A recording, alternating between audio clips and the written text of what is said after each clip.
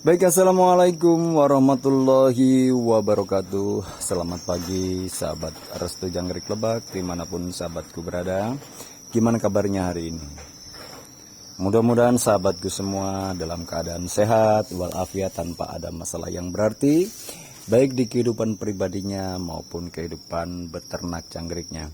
Sahabatku, pada kesempatan kali ini saya akan coba berbagi tips bagaimana sih cara yang paling tepat untuk menambah tray. Ini masalah teknis ya sob, artinya ini masalah memang yang sebagai dasar untuk keberhasilan usaha kita. Jadi untuk menambah tray itu adalah salah satu bagian dari teknis, salah satu bagian dari hal yang harus dimasukkan SOP atau standar operasional prosedur atau cara kerja ya sob ya. Nah, lalu kapan sih sebenarnya waktu yang tepat untuk nambah tray? Ini kita hubungkan dengan umur biologis atau kondisi biologis jangkrik sendiri. Jadi gini sob, ketika sobatku melihat jangkrik, itu ada beberapa atau 2-3 yang ada di dinding itu ganti kulit atau miluga bahasa Sundanya. Ini adalah fase biologis, fase di mana jangkrik itu akan tumbuh membesar setelah ganti kulit. Artinya yang tadinya volumenya misalkan 1 menjadi 2. 1 menjadi 2. Nah, biasanya jangkrik ganti kulit itu umur sekitar 1 minggu. Nah, disinilah waktunya kita tambah tray. Lalu teknisnya bagaimana cara nambah traynya? Pertama, 1 hari setelah sobatku melihat jangkrik itu ganti kulit, itu sobatku semprot jangkrik dengan multivitamin, tujuannya agar tidak stres ketika kita adakan perubahan struktur rumahnya di dalam boxnya. Menjaga stres, karena memang populasi padat di budidaya jangkrik dengan populasi padat itu mudah sekali jangkrik itu stres. Jadi pergerakan yang memang terlihat merubah sesuatu yang ada di box tersebut, sobatku selalu tekankan bahwasanya di situ ketika mau ada perubahan harus dikasih multivitamin. Lalu multivitaminnya apa? Karena memang belum ada multivitamin khusus untuk jangkrik yang diproduksi dan secara apa ya? Secara ilmiah itu belum diteliti. Saya rekomendasikan sobatku bisa pakai VitaChick. Jadi ketika ada yang ganti kulit, sahabatku kasih semprot VitaChick, kasih rendam gedebok pisangnya ketika kita mau ngasih makan, rendam di air VitaChick, kasihkan itu. Besoknya sahabatku bisa tambah tray. Lalu berapa tambah traynya? Nah, pertama kali kita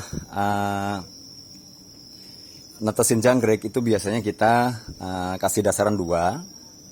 Nah, setelah itu ketika kita lihat anak-anak jangkrik kecil itu sudah ada yang 1-2 ganti kulit sekitar 4 hari, 4-5 hari. Sahabatku semprot VitaChick 1 hari sebelumnya, besok tambah tray 2 lagi. Jangan lupa sediakan makanan yang cukup. Jadi kasih sobat ketika biasa pakai gedebok pisang, sayuran-sayuran, kasih rajangan lembut, taburkan, terus kasih pur. Setelah itu baru ditambah tray. Nanti atasnya dikasih makanan lagi, dikasih sayuran lagi, baru sobatku bisa tinggal itu. Nah, seperti di gambar ini, saya kebetulan lagi mau tambah tray. Ini semua, jadi ini sudah ada 1-2 yang ganti kulit, ini akan tambah tray terakhir. Nah, lalu kapan tambah tray lagi dan berapa banyak? Jadi setelah tambah 2 sahabatku sekitar 1 minggu atau kurang lebih 1 minggu, tergantung kualitas pakan yang kita kasihkan. Ada yang ganti kulit lagi, semprot lagi dengan vitamin. Keesokan harinya sobatku bisa tambah tray 2 lagi sampai ke tray tersebut sampai dasaran 8. Seperti sobatku yang lihat ini sudah dasaran 8. Box ini box ukuran 61 cm. Jadi kita sisakan ruang sekitar 20 cm sampai ke atas ini. Itu kurang lebih 8 tray. 8 tray sob.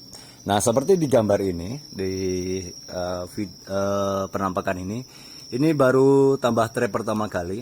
Jadi 2 dasarannya, tambah lagi 2. tambah lagi 2. Nanti sahabatku bisa tambah lagi 2 ketika sudah ada kanti kulit lagi sampai dasaran 8. Biasanya sekitar umur 20 hari itu dasarannya sudah sampai 8. Nah, ketika sahabatku jangkriknya sudah umur sekitar 20 hari, sahabatku bisa tambah candi. Lalu bagaimana sih candi itu? Candi itu sebenarnya istilah dunia perjangkrikan, tapi yang jelas tray yang menjulang ke atas karena memang bentuknya seperti candi dinamakan candi. Nah, itu teknisnya sahabatku, jangkrik usia 20 harian. Kurang lebih ya, tergantung situasi pakan yang kita kasihkan, tapi kalau itu ganti kulit kelima lah kurang lebihnya. Ganti kulit kelima. Nanti sahabatku dikasih antara atau jarak sekitar 1 tray sebelah kanan, 1 tray sebelah kiri, 1 sebelah samping kanan juga, 1 tray kiri. Kita tengah-tengahnya dikasih candi. Jadi susunan tray yang menjulang ke atas itu sesuai dengan kebutuhannya sob. Artinya tergantung situasi kandangnya juga. Ketika kandangnya lebar, sahabatku bisa nambah muat untuk 2 tray, 2 tray. Ketika kandangnya sempit ya 1 tray tapi menjulang ke atas. Pertama kali nambah 5, nanti kelihatan penuh sesak, tambah lagi 5, penuh sesak lagi sampai menjulang ke atas. Intinya candi itu untuk menaikkan kapasitas atau daya tampung dari box sendiri. Biar jangkrik tidak stres karena terlalu penuh, dan biar jangkrik juga nyaman pertumbuhannya. Biar jangkrik ketika ganti kulit juga nggak diganggu oleh temannya, nggak atau dimakan oleh temannya. Karena memang jangkrik tersebut ketika di populasi padat, sifat kanibalismenya itu cepat tumbuh sob, cepat tumbuh. Tapi pikir itu ya sahabatku ya, untuk kontenku kali ini singkat, padat, dan jelas bukan maksud saya untuk menggurui. Ini hanya semata-mata berbagi tentang bagaimana teknis yang benar dalam merawat jangkrik agar hasilnya optimum sesuai dengan ekspektasi kita atau harapan kita. Bukan maksud saya juga untuk menggurui sahabat-sahabatku semua, apalagi kepada para senior, mohon maaf. Dan untuk para junior atau para pemula, ketika ada sesuatu yang tidak dipahami dalam konten saya ini, silahkan bertanya di kolom komentar. Kita akan diskusi dan saya akan jawab sesuai pengetahuan saya. Demikian saya kiri. Billahi taufiq wal hidayah. Wassalamualaikum warahmatullahi wabarakatuh.